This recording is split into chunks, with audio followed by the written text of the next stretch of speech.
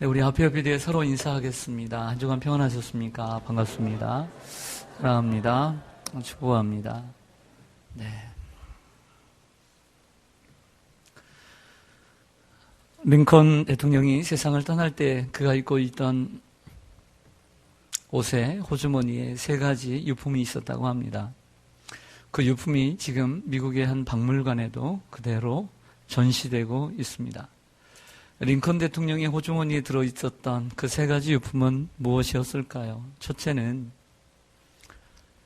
자기 이름이 수놓아져 있는 손수건 한 장이 있었고요. 그리고 또 하나는 시골의 한 어느 소녀가 선물해준 주머니 칼, 조그만한 칼 하나 있었습니다. 그리고 마지막 3번째로는 아주 오래된, 아주 낡은 신문 일부가 있었습니다. 그 신문은 그 어떤 기자가 자기를 칭찬해주는 그러한 신문 기사가 거기에 실려 있었습니다. 하도 주머니에 가지고 다니다 보니까 아주 낡았습니다. 그 내용은 이렇습니다. 에이브러함 링컨은 역대 정치인 중에서 가장 존경받을 만한 사람이라 할 수 있다. 그런 내용이었습니다. 링컨처럼 위대한 지도자도 자신을 격려해주는 작은 신문 쪽지 하나를 호주머니에 넣고 다니면서 힘들고 괴로울 때마다 꺼내어 읽어보며 위로를 받고 새로운 힘을 얻었다는 증거입니다. 아무리 위대한 사람도 그 누군가에게 위로와 격려가 필요했던 것이죠. 이처럼 격려의 힘이란 위대한 것입니다. 오늘 여러분들에게 이러한 격려가 필요하다고 생각지 않으십니까? 지금 우리는 격려가 필요할 때입니다. 성경에 보면 사도 바울 같은 위대한 하나님의 사람도 격려가 필요했고 그 격려가 그 자신에게 얼마나 유익이 되었는가를 많이 얘기해 주고 있습니다. 그 본문 가운데 하나가 오늘 디모데후서 1장 16절입니다. 보겠습니다. 16절, 17절을 보시면 원하건대 주께서 오네시보로의 집에 긍휼을 베푸시옵소서. 그가 나를 자주 뭐해주고 격려해주고 내가 사슬에 매인 것을, 내가 감옥에 있는 것을 뭐하지 아니하고 부끄러워하지 아니하고 로마에 있을 때에 나를 어떻게 찾아와 만났습니다. 부지런히 찾아와 만났습니다. 그랬습니다. 여러분들 잘 아시는 대로 사도 바울은 로마의 감옥에 투옥이 됩니다. 그런데 한 번 투옥된 것이 아니라 2번 투옥이 돼요. 그 1차 투옥은 로마 선교행을 하고서 선교행이다 보다는 죄수의 몸으로 배를 타고 지중해 바다를 건너서 로마에 도착을 하지요. 거기에서 가택연금의 상황 속에서 가이사의 재판을 받으면서 가택연금 속에서 사도행전 28장에 기록된 대로 2년 동안 감옥에 있게 됩니다. 그때 있으면서 옥중서신이라고 하는 에베소서, 빌립보서, 빌레몬서, 골로새서 이 4권의 책을 쓰게 되지요. 그러다가 거기서 죽은 것이 아니라 풀려납니다. 무죄하다. 죄가 없다. 그래서 풀려나서 아시아와 그리스 지역을 선교하다가 그의 마음은 다시 그 로마를 향해서 다시 그 가슴이 뜨거워집니다. 로마에 대한 열정이 식을 수가 없었습니다. 그래서 다시 로마를 향해 그의 발걸음은 옮겨졌고 결국 로마에서 잡혀서 그가 사슬에 매인 죄인이 되고 네로 황제에 의해서 주후 67년에 참수형을 당하게 됩니다. 그런데 그 참수형을 순교를 앞둔 상황에서 에베소 교회에서 목회를 하고 있는 믿음의 아들 디모데에게 마지막으로 2번째 편지 디모데 후서를 보내면서 오늘 그 내용을 얘기해 주고 있습니다. 오늘 이 편지 속에서 보면 바울은 오네시보로라고 하는 사람의 이름을 언급하면서 그가 내가 사슬에 매인 것을 부끄러워하지 아니하고 부지런히 나를 찾아와 자주 격려해 주었다라고 얘기를 해주고 있습니다. 또 그 앞 구절을 15절을 보면 모든 사람이 사도 바울이 잡혔다는 소식을 듣고 그와 같은 한 패, 한 당, 한 팀이라고 하면 자기들도 붙잡힐 것을 두려워해서 다 떠났지만 또 그 떠난 사람 중에 대표적으로 부겔로와 허모게네라고 하는 2 사람이 있다라고 오늘 언급을 하고 있습니다. 그러한 상황 가운데서도 자기를 자주 찾아와 격려해주는 그 오네시보로가 있었다라고 오늘 말하고 있는 것이죠. 또 오네시보로는 오늘 18절 하반절의 말씀처럼 그가 에베소에서 많이 봉사한 것을 내가 잘 아느니라 라고 했습니다. 그러니까 원래는 에베소 교회 성도인 것 같아요. 소아시아 에베소 교회. 그 에베소 교회는 당시 로마의 영에 있었습니다. 그래서 에베소 교회 성도인데 로마에 일이 있어서 아니면 복음을 전하기 위해서 아니면 사업상 로마에 갔다가 사도 바울이 붙잡혀 있다는 사실을 듣고 바울을 찾아가 위로해 주었던 것으로 보입니다. 오늘 오네시보로의 이러한 기사 3절인데요. 이 3절 속에서 느낄 수 있었던 것은 그는 부사가 넘치는 삶을 살았다라고 하는 것입니다. 부사가 넘쳤다라는 말은 무슨 뜻이냐? 품사 중에 부사가 있습니다. 이 부사의 역할을 하는 것은 동사와 형용사인데 오늘 본문에 보면 그가 바울을 격려하되 자주 격려해 주었다 그랬어요. 자주 격려해 주었다. 한 번 격려해 줄 수는 있어요. 그런데 자주 격려해 주었어요. 한 번 찾아올 수는 있어요. 그러나 부지런히 찾아와 만나 주었다. 부지런히라는 두 번째 단어가 등장합니다. 그 세 번째 마지막 18절에 보면 그가 에베소에서 봉사를 하되 많이 봉사한 것을 디모데야 네가 잘 알지 않느냐라고 많이라고 하는 단어. 이렇게 3번이나 부사가 있는 삶을 살았다라고 하는 것입니다. 사랑하는 여러분, 사람이 이처럼 부사가 있는 삶을 살아야 될 줄로 믿습니다. 또한 성도들도 주님을 섬기면서 교회를 섬기면서 부사가 넘치는 삶을 살아야 할 줄로 믿습니다. 부사가 있는 삶을 살아야 돼요. 격려를 해주되 자주 격려해 줄 줄 알고 자주 찾아오되 부지런히 찾아오고 봉사를 하되 많이 봉사하는 봉사는 누가 못합니까? 그러나 많이 봉사하는 사람, 자주 격려해 주는 사람, 부지런히 더욱 힘써 애써 바로 이런 사람이 하나님을 감동시키고 교회를 감동시키며 사람을 감동시키는 줄로 믿습니다. 그러한 사람이 공동체를 변화시키는 거예요. 적당히 하는 사람, 부사가 없는 삶을 사는 사람은 그 공동체를 변화시킬 수가 없습니다. 구역을 어떻게 변화시킬 수 있습니까? 기관을 어떻게 변화시킬 수 있습니까? 그러나 부사가 있는 성도가 그 구역과 기관을 변화시킬 줄로 믿습니다. 부사가 있는 삶을 사시기를 주님의 이름으로 간절히 축원합니다. 우리는 누군가를 한 번 정도 가서 찾아가 위로해 줄 수 있습니다. 어느 누구가 병원에 입원했다는 소식을 들었습니다. 주보를 보니까 몰랐는데 어느 누구가 병원에 입원했다는 소식을 들었습니다. 메르스가 한창임에도 불구하고 그래도 그 두려움을 이겨내고 병원을 한번 찾을 수 있습니다. 어떤 사람이 슬픔을 당했습니다. 사랑하는 부모나 혹은 형제나 그 가족이 세상을 떠났습니다. 큰 슬픔을 당했다는 소식을 듣고 그 장례식장에 조문을 가고 그리고 조의금을 내고 가서 어깨를 두드려주며 함께 안아주며 손을 붙잡아주고 위로해 줄 수 있습니다. 몰래 들어온 소문에 의하니까 알던 사람이 구치소에 사고로 인해서 가 있다는 소식을 들었습니다. 어느 정도 어떤 일로 갔냐 물어보니까 한 2년 정도 있을 것 같다. 그래. 나와서 얼굴이라도 한번 봐야 되니까 그래. 있는 동안에 내가 구치소를 한번 찾아가야지. 구치소에 찾아갈 수 있습니다. 구치소에 찾아가서 면담을 하고 그리고 나오면서 영치금 5만 원을 그 사람에게 넣어주고 올 수 있습니다. 자, 이것이 소중하지 않다는 것이 아닙니다. 다 소중한 일입니다. 한 번이라도 찾아간다는 것은 대단히 마음이 있는 것입니다. 소중한 일이죠. 그러나 병원에 있을 때 장례를 하는 중에 구치소에 들어가 있는데 자주 찾아가 위로해 준다는 것은 큰 일인 것입니다. 할렐루야. 얼마나 위로가 되겠어요. 모두 다 나를 버리고 이 슬픈 상황 가운데서 내가 인생을 어떻게 살았나. 나를 찾아와 주는 사람이 없고 그럴 때 더욱더 적막할 텐데 한 번도 아니고 여러 번 찾아와줘서 사랑을 쏟아부어주고 물질을 쏟아부어주고 많은 시간을 쏟아부어줄 때 그 사람이 어떻게 느낄까요? 나를 사랑해주는 사람이 있구나. 나를 격려해주는 사람이 있구나. 나를 바라봐주는 사람이 있구나.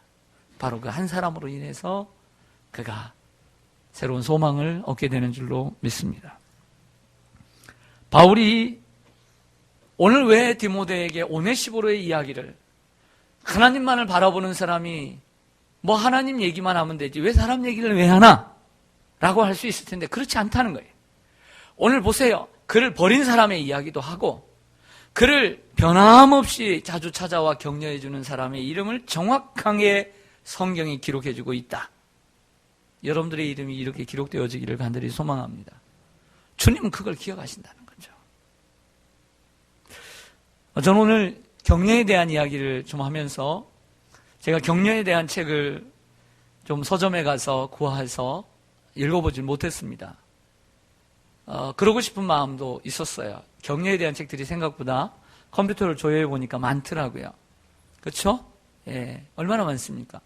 근데 제가 그 책을 보면 일반적인 대중적인 격려에 대한 이야기는 많이 할 수 있을 것 같은데 실제적으로 이 성경적인 격려에 대한 이야기는 잘 못할 것 같다라고 하는 그러한 생각이 들어서 제가 지금까지 살아오면서 받은 격려, 그리고 성경에 나오는 격려를 종합해봐서 하나님께서 우리 인간에게 주시는 격려의 방편, 격려의 수단 무엇이 있을까? 세 가지 통로를 제가 생각해 보았습니다. 더 많이 있겠지만 하나님께서 우리에게 격려를 주시는 그 방편이 세 가지가 있다라고 하는 것입니다. 첫째는 하나님을 통한 격려가 있다. 따라서 하겠습니다. 하나님을 통한 격려. 여러분, 하나님을 통한 격려는 하나님 말씀을 통한 격려라고 말할 수가 있습니다. 예를 들어 여호수아라고 하는 사람을 아시지요? 그가 모세의 뒤를 이어 광야를 마치고 가나안 땅 초입에 들어섰습니다. 이스라엘 백성들을 이끌고 가야 합니다. 이스라엘 백성들이 어떤 사람인 줄 아시잖아요. 협조하지 않고 원망하고 불평하고 환경이 어려우면 그 환경만을 바라보는 사람들이잖아요. 모세 같은 지도자도 그들을 인도하기 힘들었는데, 그리고 광야쯤이야 큰 전쟁 없이 그냥 이끌고 가면 되잖아요. 그러나 이제 가나안 땅을 앞두고 꿈에 그리던 가나안 땅 앞에 그 가나안 원주민들과 싸워야 됩니다. 그들의 키는 아낙 자손처럼 키가 크고 그들의 성은 견고하며 그들이 가지고 있는 무기는 대단한 무기들이 있어요. 그러나 이스라엘 백성은 용사들이 아니에요. 창칼도 없습니다. 싸워본 적도 없습니다. 겁도 많습니다. 이러한 백성들을 이끌고 가나안 땅에 들어가 한 성만을 공격하는 것이 아니라 그 성 전체를 전부 다 끝나는 순간까지, 최후의 순간까지 싸워야 되는 그 순간 얼마나 그가 힘들었을까. 여러분, 우리가 고난을 당하고 어려운 일만 당한다고 해서 격려가 필요한 것이 아니라 누가 어느 자리에 처할 때에 많은 일들을 맡았을 때에 또 격려가 필요한 거예요. 할렐루야. 누가 어느 자리가 되면 거기에 격려가 필요한 거예요. 이번에 임직자들이 되면 그 임직자의 자리에 격려가 필요한 거예요. 격려가. 내가 이 일을 어떻게 감당할까? 장로님이 그냥 장로님 됐겠어요? 어렵게 힘들게 내가 이런 자격이 있을까? 수없이 고민하며 하나님 앞에 기도하며 장로님이 된 거예요. 그럼 우리는 곁에서 장로님 잘하실 수 있을 거예요. 그 말 한마디가 격려가 되는 거예요. 할렐루야. 이 격려가 필요한 것입니다. 이때 하나님께서 나타나 말씀하십니다. 이렇게 말씀하십니다. 내가 너와 함께 하리라. 모세와 함께 있었던 것처럼 내가 너와 함께하고 너를 떠나지 아니하고 버리지 아니하리라. 내가 발바닥으로 밟는 그 모든 곳을 내가 너에게 주리라. 강하고 담대하라. 두려워하지 말고 놀라지 말라. 좌우로 치우치지 말라. 그리하면 내가 어디로 가든지 형통하리라. 할렐루야. 하나님께서 여호수아에게 이 주신 말씀, 그래서 10년 가까이 가나안 땅을 정복해 가면서 그가 붙잡고 살았던 말씀이 바로 이 말씀이란 말이에요. 할렐루야. 그 하나님의 위로의 격려의 말씀이 여러분들에게도 임하기를 원합니다. 바울이 2차 선교여행을 마치고 돌아가는 그 순간에 고린도에 들렸습니다. 그리스의 땅, 그리스의 수도인 이 고린도에 가서 복음을 전하는데 유대인들의 심한 박해를 받았어요. 얼마나 마음이 상하고 절망이 되든지 신발을 벗어서 신발을 툭툭 털어버렸어요. 오지 않게 가지 않겠다는, 내가 여기 오지 않겠다는 거예요. 그래서 그 다음날 떠나려고 하는데 하나님께서 그날 밤에 환상 가운데 나타나셔서 이렇게 말씀하십니다. 두려워하지 말며 침묵하지 말고 말하라. 내가 너와 함께 있음에 어떤 사람도 너를 대적하여 해롭게 할 자가 없으리니 이 성 중에 내 백성이 많음이라. 할렐루야. 떠나려고 하는 그 마음을 버리고 고린도에 정착하여 무려 1년 6개월이나 더 있게 된 줄로 믿습니다. 포로를 이끌고 돌아온 제1차 포로의 지도자 총독 스룹바벨, 그가 바벨론에서 돌아와서 5만 명을 이끌고 돌아와서 처음 하고자 했던 일은 무너진 성전을 재건하는 일이었습니다. 그래서 성전 재건을 위해서 힘쓸 때마다 주위에 있는 사람들이 반대하고 사마리아에 있는 도비아와 여러 사람들이 들어와서 전쟁을 일으키며 시비를 걸어서 무려 16년 동안이나 성전 건축이 지연되었습니다. 이만하면 포기할 만도 한데 그도 또 포기하고 있었을 것입니다. 그러나 하나님께서는 학개오와 스가랴라고 하는 두 선지자를 보내어서 그를 위로해주고 격려해 주십니다. 그리고 그 스가랴를 통해서 하나님의 말씀이 그에게 직접적으로 전달이 되는데 이런 말씀을 합니다. 만군의 여호와께서 말씀하시되 이는 힘으로 되지 아니하고, 즉 성전 건축은 힘으로 되지 아니하고 능력으로 되지 아니하고 오직 나의 영으로 되느니라. 큰 산아 내가 무엇이냐? 스룹바벨 앞에서 평지가 되리라. 아무리 그 어떤 어려움 큰 산도 스룹바벨 앞에서 평지가 되리라. 이 말이 얼마나 스룹바벨에게 용기가 되었던지, 스룹바벨이 힘을 내어 성전을 건축한 줄로 믿습니다. 하나님은 이처럼 하나님의 사람들을 통해 하나님의 말씀을 통해 위로와 격려를 해주십니다. 불의 선지자 엘리야를 잘 아실 것입니다. 그가 북이스라엘의 아합 왕과 아세라, 그 이세벨 당시에 바알과 아세라 선지자 850명과 그리고 혼자서 갈멜산에서 대결을 해서 승리를 거둡니다. 하나님이 참신이시라는 걸, 불이 내려서 참신한 것을 보여주고 그들을 다 죽입니다. 얼마나 대단한 사람입니까? 정말 대단한 사람이에요. 그런데 그날 이세벨이 하는 말을 들었습니다. 내일 이맘때에 너희 목숨을 저 선지자들 같이 하리라. 그 여자의 그 겁주는 그 말, 그 한마디 때문에 기가 죽어서 광야로 도망을 쳐서 로뎀나무 아래에서 죽기를 구합니다. 주여, 내가 죽기를 원합니다. 내가 살 소망이 없습니다. 이게 인간의 모습입니다. 그렇지만 하나님은 찾아오셔서 그의 어깨를 두드려 주시며 물과 빵을 주시고 먹게 하시고 또 저녁에 찾아와서 또 주시고 아무 말 하지 않고 그냥 먹을 것을 주시고 샘을 주시고 일어나 다시 호렙으로 올라가 사명을 받고 살다가 그렇게 자기의 목숨을 끊고 죽을 만한 인생이 죽음을 보지 않고 하늘로 승천한 놀라운 인물이 된 줄로 믿습니다. 우리는 절망의 상황에서 하나님의 음성을 들어야 될 줄로 믿습니다. 하나님은 여호수아처럼 우리가 큰일 앞에 두려워할 때, 혹은 바울처럼 대적을 만났을 때, 혹은 엘리야처럼 마음의 병이 들 때도 찾아와 주셔서 격려해 주십니다. 너무 사람의 말을 들으려고 하지 마십시오. 권고할 때 주님의 음성을 들으려고 노력하십시오. 오늘 이 시간도 제가 하나님의 스피커가 되어서 여러분들에게 말씀하고 있는 것입니다. 하나님이 말씀하시는 거예요. 저는 도구에 불과하고 이렇게 해서 하나님의 음성을 듣고 위로와 격려를 얻기를 주님의 이름으로 간절히 축원합니다. 제가 느끼는, 그리고 성경이 말하는 두 번째 격려의 통로는 사람입니다. 사람. 따라하겠습니다. 사람을 통한 격려. 네, 사람을 통한 격려는 칭찬과 위로와 소망의 메시지죠. 대표적으로 오늘 본문입니다.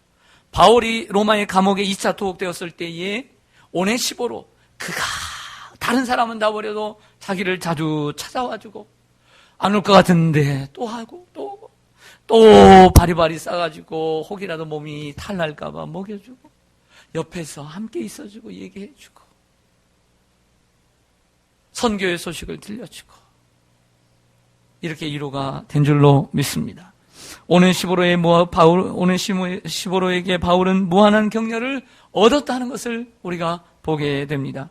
또한 다윗도 위로를 받은 적이 있습니다. 다윗이 사울왕에게 미움을 받고 그리고 완전히 내침을 받을 때에 죽기 일보 직전에 요나단, 즉 사울의 아들이죠. 사울의 아들이 찾아와서 적이 될 수 있는 그가 친구가 되어서 더 사랑을 주는 그 요나단이 와서 이렇게 얘기를 합니다. 두려워하지 말라. 내 아버지 사울의 손이 내게 미치지 못할 것이요 너는 이스라엘의 왕이 되고 나는 그 다음이 되리라. 이렇게 겸손하고 그리고 자기를 높이는 이러한 요나단을 통해 다윗이 위로를 받은 줄로 믿습니다. 요나단이 욕심을 낼만 하잖아요. 그렇죠? 아버지 편에 서면 그리고 다윗을 함께 죽이기만 하면 자기는 분명히 이인자가 되는 것은 당연지사인데 그 자리를 버리고 다윗을 위로하는, 즉 하나님의 뜻을 따르는 이러한 요나단을 발견할 수가 있습니다. 바울은 사도행전 20장에 밀레도에서 제3차 선교행을 마치고 돌아가는 길에 밀레도에서 에베소 교회 성도들을 부릅니다. 에베소 교회 장로들을 부릅니다. 에베소 교회 장로들을 불러서 밀레도에서 마지막 이별 고별 인사를 하면서 다시는 못 만날 것 같아서 이런 인사를 하면서 이렇게 얘기합니다. 지금 내가 여러분을 주와 및 은혜의 말씀에 부탁하노니 그 말씀이 여러분을 능히 든든히 세우사 거룩하게 하심을 입은 모든 자 가운데 기업이 있게 하시리라. 아멘. 여러분, 성도들은 이러한 목회자의 격려와 또 위로가 필요한 줄로 믿습니다. 때로는 많은 성도들의 위로와 격려도 필요하지만 목회자 한 사람의 격려가 크게 느껴지기도 하지 않겠습니까? 또한 목회자도 성도의 그 말 한마디에 격려가 필요한 것입니다. 격려에 대한 메시지를 한번 인터넷으로 검색하다가 많이 보지는 못했고 우리 우리나라 축구의 영웅인 박지성에 대한 이야기를 영상이 있어서 한번 제가 쭉 보고 느낀 바를 전해드리겠습니다. 박지성이라고 하는 이 최고의 선수, 맨체스터 유나이티드의 지금 레전드, 전설로 이제 남게 된 박지성이 초등학교 때도 중학교 때도 발굴의 모습을 나타내지 못했습니다. 왜소한 체격에 감독들의 눈에 들지 못했다고 합니다. 그래서 그렇게 뛰어나지도 못했고 튀지도 못했다고 해요. 그래서 고등학교 때도 그가 좋은 대학을 가기 위해서 원서를 내밀었지만 그를 눈여겨보고 그를 먼저 지명하는 팀이 한 팀도 없었어요. 그래서 우여곡절 끝에 들어간 대학이 명지대학교더라고요. 명지대학교 축구부에 들어가서 열심히 축구를 했다요. 그러다가 2002년에 히든키에 의해서 눈에 들어오게 되었고 발탁이 되어서 올림픽 대표가 되었습니다. 그 전에 여러 번 축구를 하면서도 그게 돋보이지는 못했다고 합니다.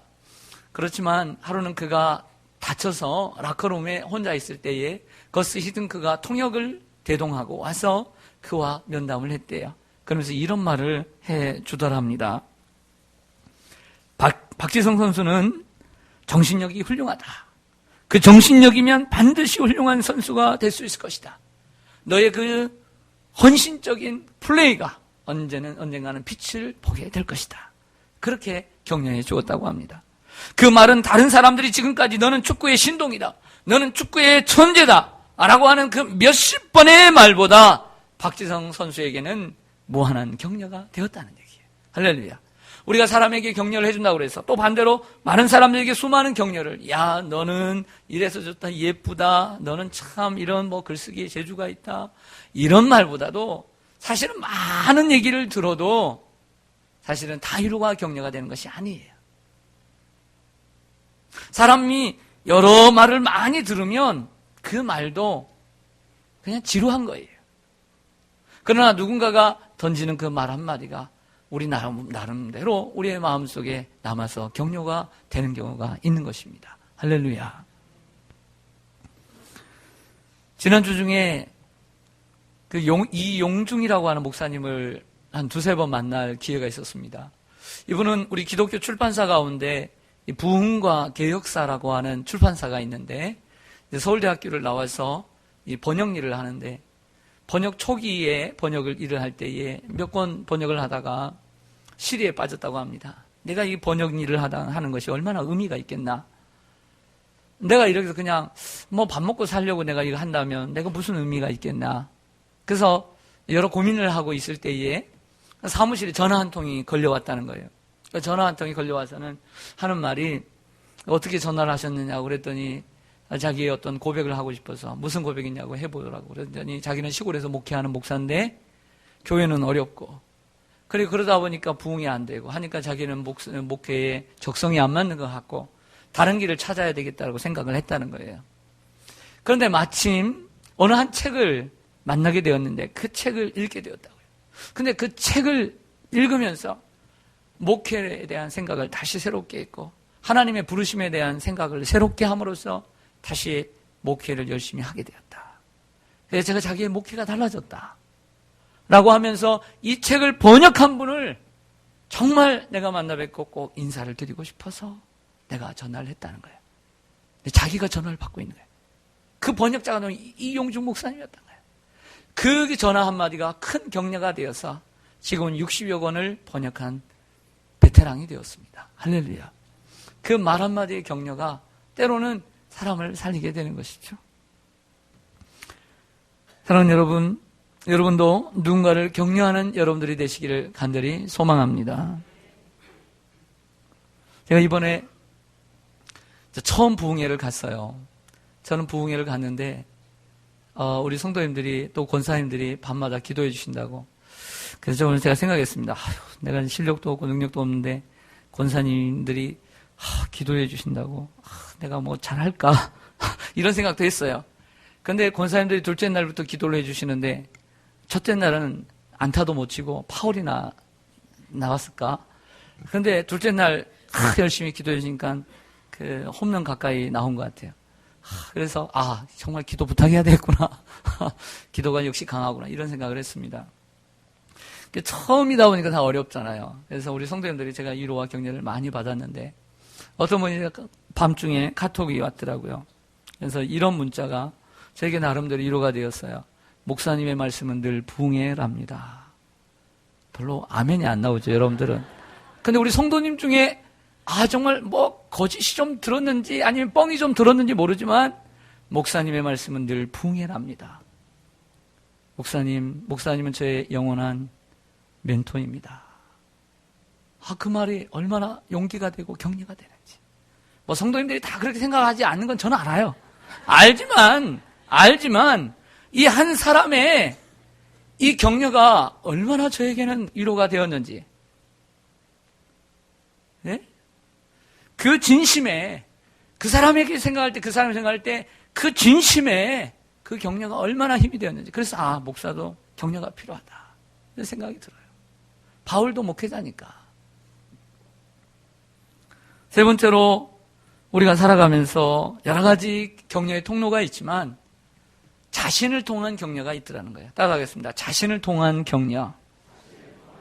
사슴이 시냇물을 찾기에 갈급한 같이 내 영혼이 주를 찾기에 갈급하나이다 라고 시작되는 시편 42편을 여러분들이 잘 아실 것입니다.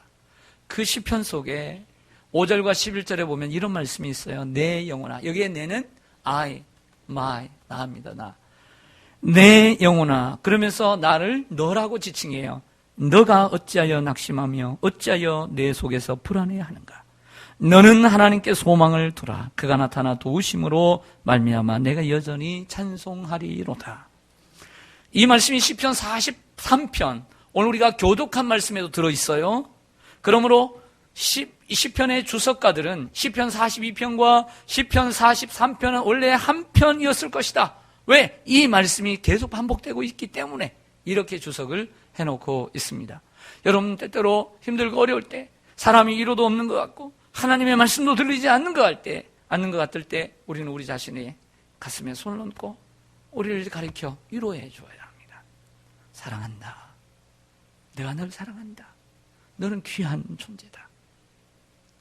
너는 얼마나 사랑스러운 존재인 줄 아느냐. 세상에 70억의 인구 가운데 오직 너 같은 사람은 유일한 사람은 너밖에 없다. 하나님이 너를 얼마나 사랑하시고 하나님이 너를 얼마나 사랑하셔서 하나밖에 없으신 그 아들을 내어주시기까지 했겠느냐. 하나님께서 지금 너를 향한 놀라운 계획을 가지고 계시는데 내가 어찌하여 여기서 네가 앉아있을 수 있느냐. 내 속에는 무한한 가능성이 있단다. 내 인생을 이렇게 끝낼 수 있겠느냐. 내가 너를 사랑한다. 내가 널 많이 사랑해 하면서 우리 자신을 격려해야 돼요. 할렐루야. 사도 오늘 시편 기자는 힘들고 이럴 때 자신을 격려하고 있어요. 내 영혼아, 내가 어찌하여 절망하고 있느냐 라고 자신을 격려하는 모습을 보게 됩니다. 여러분들은 모두 훌륭한 분들이에요. 하나님께서 사랑하시는 분들이에요. 여러분들의 인생을 아무렇게나 쓰레기처럼 버릴 수 없는 존재예요. 보배롭고 가치 있는 존재인 줄로 믿습니다. 이야기 하나 하고 마치겠습니다. 한 어머니가 아들을 키우면서 근데 아들이 좀 부족했어요. 처음 유치원을 보냈는데 유치원 학부모 회의가 있어서 갔습니다. 그런데 개인적으로 면담을 하는데 유치원 선생님이 이렇게 얘기하는 거예요. 어머니, 아드님한테 다동증 증상이 있는 것 같아요. 다동증이요? 자리에 앉아서 3분도 채 있질 못해요. 병원에 한번 가보는 게 좋을 것 같아요. 집으로 돌아오는 길에 아들이 어머니에게 물었습니다. 엄마, 선생님이 뭐라고 그래? 순간 어머니는 콧등이 시큰해지면서 눈물이 솟구쳤습니다. 유독 자기 아이만 눈밖에 났던 것이죠. 그러나 그녀는 아들에게 이렇게 말했습니다. 선생님께서 우리 아들을 칭찬하시더구나. 그전에는 단 1분도 자리에 못 있었는데 지금은 3분이나 가만히 자리에 앉아 있다고 하시더라. 너의 발전된 모습을 보시면서 많이 칭찬하시더라 라고 얘기해 주었습니다. 그날 저녁 반찬은 그렇게 좋지 않았는데도 불구하고 밥 2그릇을 뚝딱 해치웠습니다. 그 아들이 자라 초등학교 입학을 합니다. 학부모회의에서 선생님이 어머니에게 말을 합니다. 이번 수학시험에 50명 중에 자녀분이 40등을 했습니다. 너무너무 지능이 떨어지는 것 같습니다. 이렇게 얘기했습니다. 교실을 떠나면서 어머니는 또 눈물을 흘렸습니다. 그러나 집으로 돌아와 식탁에 마주 앉은 아들에게 이렇게 말했습니다. 선생님이 우리 아들을 무척 기특해 하시더구나. 워낙 머리가 좋아서 조금만 더 노력하면 짝꿍을 이길 수 있다고 하더라. 네 짝꿍은 이번에 21등밖에 못했단다. 이렇게 얘기해 주었대요. 그 말에 아들의 눈에는 금세 전기가 감돌았습니다. 아들은 열심히 노력했습니다. 그러나 여전히 그가 중학교에 입학을 해서도 성적은 오르지 않았습니다. 학부모 회의에 참석한 어머니는 아들의 이름을 호명하기만 기다렸습니다. 그러나 회의가 다 끝나도록 아들의 이름은 호명되지 않았고 뭔가 잘못된 게 아닐까 하고 묻는 그녀에게 담임 선생님이 말했습니다. 고등학교 진학을 못할 것 같아요. 실력이 모자랍니다. 학교 문을 나서는 아들이 기다리고 있었습니다. 나선이 아들이 기다리고 있었습니다. 길에서 어머니가 아들의 어깨에 손을 얹으며 말했습니다. 선생님께서 너에게 참 잘하고 있다고 격려해 주시더라. 조금만 더 노력하면 성적이 향상될 것 같고 좋은 고등학교에 들어갈 거라고 말씀하시더라. 이렇게 얘기해 주었습니다. 그 이듬해 아들은 고등학교에 진학을 했습니다. 고등학교 3년을 보내고 졸업을 앞두고 이제 수능을 학력고사를 마치고 졸업을 2월 달에 앞두고 있는 그 시점에 학교에서 연락이 왔습니다. 그 소식을 들은 어머니는 자기 아들이 대학에 합격했다는 예감이 들었습니다. 얼마 후 학교에서 돌아온 아들은 명문 K대학에 이니셜이 붙은 서류봉투를 어머니에게 넘겨주며 자기의 방에 들어가 엉엉 우는 것이었습니다. 표본이 K대학의 합격 통지서였습니다. 그런데 왜 아이가 우는지 이해할 수가 없었습니다. 방문을 열고 들어가 왜 이렇게 좋은 날 왜 우니? 라고 물었더니 엄마, 난 내가 머리가 나쁜 애라는 걸 잘 알아요. 하지만 엄마가 날 그토록 믿어주었기에. 아들의 말을 들으며 어머니는 지난 10여 년간의 가슴 속에 혼자 묻어누웠던 눈물을 더 이상 참을 수가 없었습니다.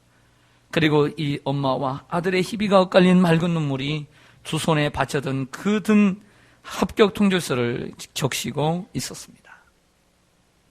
격려는 한 번으로 필요한 것이 아닙니다. 격려는 인내가 필요합니다. 격려는 사랑이 필요하고 격려는 끝까지 신뢰하는 것이 필요한 줄로 믿습니다. 새로운 성도가 왔습니다. 새로운 성도가 교회의 생활을 모르고 법을 모르고 성경을 모르는 것은 정상이에요? 비정상이에요? 네? 정상이죠. 근데 그건 모른다고. 그건 모른다고. 아니 이제 온 성도가 교회 법을 어떻게 알겠어요? 밥을 어디서 먹는지 어떻게 알겠어요? 헌금을 어떻게 하는지 어떻게 알겠어요? 이 에베소서가 어디 있는지 뭐 어떻게 알아요? 예? 모르는 게 당연한데 그건 모른다고.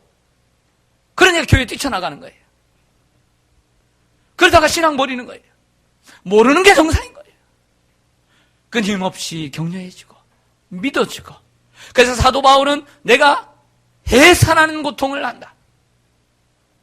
한 성도를 만들기 위해서 해산의 고통을 당한다는 거예요.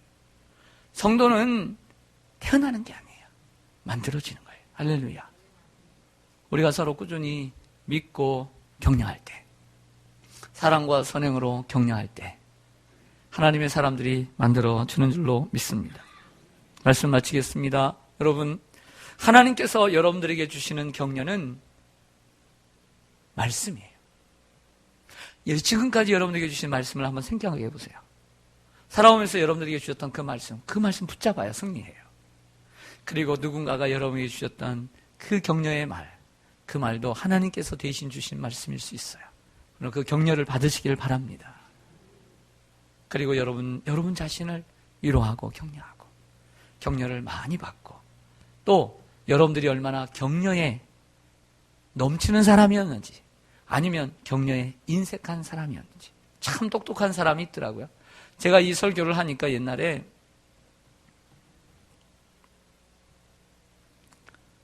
같이 밥을 먹으면서 한 성도가 얘기하더라고요. 목사님, 저는 이 설교 들으면서 내가 참 격려가 부족한 사람인 것을 깨달았습니다. 저 그런 얘기 한 적 없거든요. 그 얘기를 하더라고요. 그래서 제 생각할 때 이 성도는 참 지혜로운 사람이다. 말씀을 들을 줄 아는 사람이다. 사실 제 설교의 의도도 거기에 있거든요. 아마 그분은 좀 더 격려하려고 노력했을 것입니다. 하나님의 위로와 격려를 얻고 또 누군가를 격려하는 저 여러분 되시기를 주님의 이름으로 간절히 축원합니다. 아멘. 아버지 하나님, 은혜와 사랑을 감사드립니다.